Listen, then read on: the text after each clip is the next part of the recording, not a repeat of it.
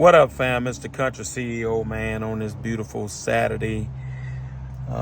We out here trying to do some installing of some new cameras. One of the things the new insurance company that I went with did is supplied me with free cameras. So got one of my guys from the church, great digital guy in all aspects, and he's coming and shoot. Got all kind of stuff to hook up. We got the camera hooked up. Just gotta get it all done. Gonna try to do it. I think we got 6 plugs, so we're gonna try to get all 6 done today. But we need it, man. I'm here to tell you, don't fret about getting them cameras. And if you got a driver that's got a problem with you putting a camera in the truck, that's a problem. But why wouldn't he want that?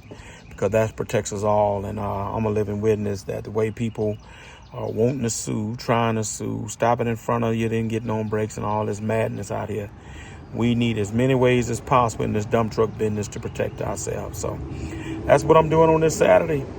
I'll give y'all a little more content later on. Y'all hit it in the comments. Tell me what y'all doing.